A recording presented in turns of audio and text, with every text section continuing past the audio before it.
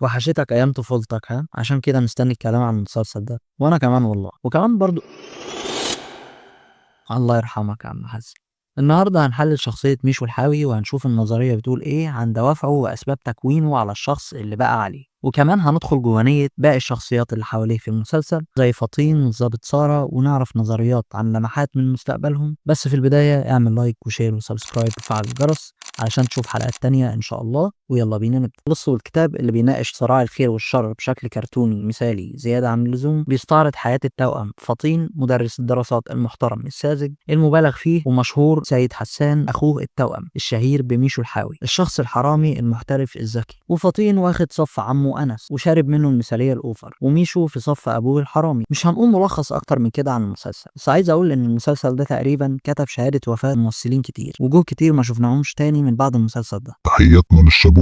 النهارده هنقسم شخصية ميشو لفصول، هنحلل فيهم تصرفاته وهنبني نظريات صغيرة عن حاجات زي سماته الشخصية وجزء من ماضيه، وهنتكلم عن شخصية الضابط سارة ودورها في حياة ميشو، وعن مصير فطين من بعد نهاية الأحداث. أول فصل في شخصية ميشو هو الطالب اللي بيتعصب، بيزعق، مش منظم، مش بيحترم اللي حواليه بالقدر الكافي. وهنا النظرية بتقول إن تقى أم ميشو وفطين اتجوزت سيد الحاوي وهي مدركة تماما إنه حرامي وإن شخصيته سلبية، لكنها كانت بتحبه وكانت متخيلة إنها تقدر تغيره، فجازفت واتجوزته. ومع الوقت امل التغيير اللي كانت عايشه علشانه اتبخر، وبالتبعيه الحب اتبخر. ولكن بقى الطلاق مستحيل لان سيد رفض يطلقها، لكنها فصلت نفسها عنه ومعاها فطين، وامتنعت ان سيد يصرف على البيت، واتقسم البيت لجبهتين. هي بتشتغل سكرتيره عند دكتور وبتصرف على فطين، وميشو في جبهه ابوه بيصرفوا من الحرام. لكن في الوقت ده بدا الفصل الثاني من حياه ميشو، وهو ميشو المنشق. ميشو ساب التعليم وعينيه زغللت بالفلوس وبحياه ابوه المليانه ملذات، فبدأ ميشو يستخدم ذكائه ولكن حسب توجيهات سيد الحاوي. وهنا النظرية بتقول إن كل شخصية في المسلسل كان المحرك بتاعها هو البحث عن هدف تعيش عشانه. تحديدا شخصية ماما تقى كان هدفها اللي عاشت علشانه من سن المراهقة هو تغيير سيد الحاوي حبيبها. اكتئبت وحياتها بقت من غير طعم لما الهدف ده بقى مستحيل يتحقق، وعاشت عمرها مقهورة ومصدومة لحد ما ماتت. رغم ان سيد الحاوي فعلا كان بيحبها، لكن انانيته كانت بتظهر الحب ده بشكل بشع. فطين ورث نفس الهدف من امه وعاش عليه، وهو تغيير ميشو. اما ميشو كان عايش مش مبسوط،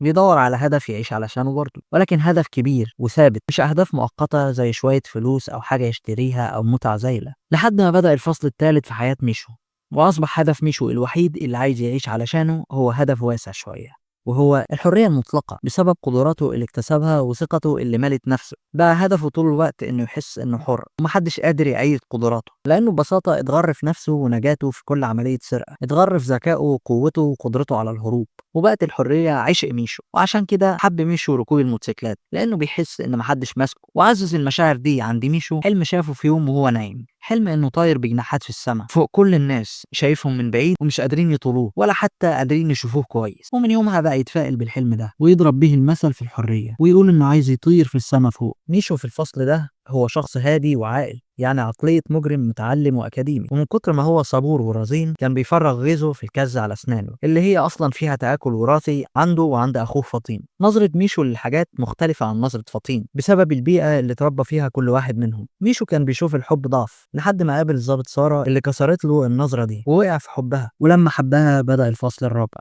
وهو ميشو اللي لقى هدف جديد أسمى من الحرية يعيش علشان، مش بس يعيش، ده هدف يستاهل يتغير علشانه أصلا، لأن كلنا محتاجين حد نتغير علشانه، شخص يحسسنا اننا نضاف من جوه. فما نخذلهوش وكمان ما نخذلش نفسنا، ونثبت إننا قادرين نبقى زي ما هو شايف، مش مجرد وهم في دماغه هو. محتاجين شخص نضيف يحبنا فنبقى زيه ونمشي على خطاه علشان نحس بقيمة نفسنا ونحس إننا نستاهل ونستاهل نعيش. بس يا ترى الشخص ده هيجي؟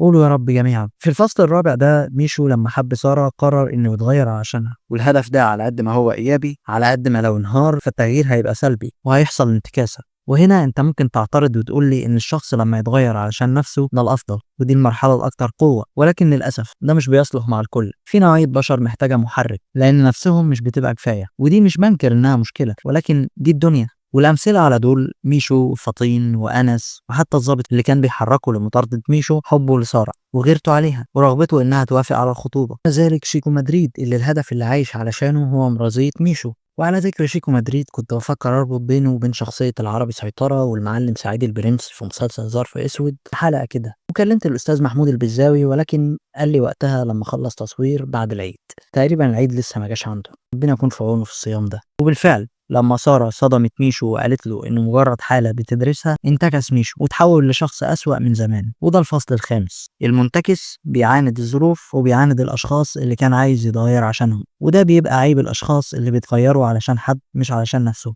وهنا الأسئلة: هل سارة حبت ميشو ولو كصديق؟ النظرية بتقول لأ. هل سارة كان فارق معاها تغيير ميشو لهدف إنساني علشان نفسه؟ النظرية بتقول لأ، بل سارة كان المحرك بتاعها، والهدف اللي بتغير ميشو علشانه هو النجاح في رسالة الماجستير بتاعتها. لكن في الحقيقة ما يفرقش معاها إذا كان هيبقى سوي لنفسه أو لأ. هل سارة أصلا حبت الضابط فؤاد ابن عمها؟ النظرية برضه بتقول لأ، والدليل إننا ما شفناش طول المسلسل أي استجابة عاطفية لسارة ناحية ميشو أو ناحية فؤاد. في الحقيقة النظرية بتقول إن سارة مصابة باضطراب التعلق، وهو حالة من تجنب الدخول في علاقات عاطفية بسبب عقدة التربية، لأنها اتربت لأب ضابط كان مهمل في تربيتها ومش قريب منها بحكم شغله رغم تعلقها بيه. وبناء عليه النظرية بتقول إن سارة ما اتجوزتش الضابط أصلا، وانفصلوا في فترة الخطوبة. بعد ما بينتكس ميشو وبيفجر وبيرجع له هدف الحرية المطلقة والطمع، بيصطدم بالأرض وبيكتشف إنه ما عندهوش جناحات تكفي، وبيكتشف إن له دراعات تتلوي. فطين، خطيبة فطين، دودي تلميذ فطين، كل دول ذنبهم هيبقى متعلق في رقبته.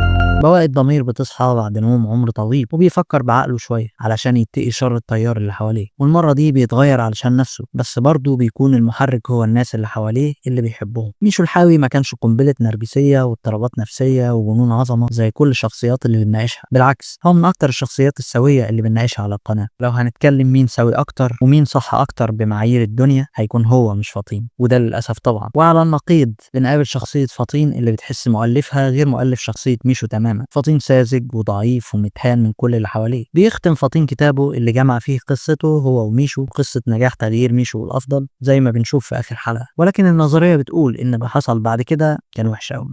فطين طبع كتابه ونشره في معرض الكتاب، والكتاب ما جابش مبيعات، يعني عدد بسيط جدا. مش بس كده، في كل أيام معرض الكتاب فطين كان بيقابل استهزاء من بعض اللي قرأوا الكتاب واشتروه، تنمر وعدم تصديق للأفوارة اللي موجودة في الكتاب والمثالية الكرتونية بتاعته، بل وكانت بتوصل لحد الإهانة. وهنا بيجي دور التراكمات. فطين بقاله حاجة و30 سنة بيتهان وبيكتم جواه بدون أي رد فعل. التراكمات البسيطة بتتخزن جوانا ومش بتتنسي، من أبسط موقف لأكبر موقف، من سن الطفولة لحد الشيخوخة. والعقد اللي جوه النفس البشرية يبقى عبيط اللي يفكر إنها بتتفك، إنما هي مجرد بتتغطى وتندفن. النظرية بتقول إن فطين انفجر في كل اللي قلله من كتابه في آخر يوم من أيام معرض الكتاب، وعور واحد من اللي قالوا له رأي سلبي، وكسر رف الكتاب اللي في المعرض، ولبس قضية إتلاف ممتلكات وضرب واتحبس. وكانت الطفرة. فطين اتحول من الشخص اللي عايش علشان يغير ميشو لميشو جديد، مش علشان الموقف ده وبس، إنما في السجن شخصيته اتغيرت وتحول لشخص سيء وسلبي بس واقعي مش كرتون. وهنا نتكلم عن انطباع الناس عنه. هل اللي بيتحكم في شخصيتك هو رأي الناس ونظرتهم ورد فعلهم عليك، ولا حقيقة اللي انت عليه؟ وفي الحقيقة الإجابة هو رد فعل الناس. يعني حتى لو فطين اتحول لشخصية جديدة قوية وجادة، الناس لو حابة تهينه واتفقوا على ده، مهما عمل هيفضل يتهان. وانا بقول لك الناس لو حابه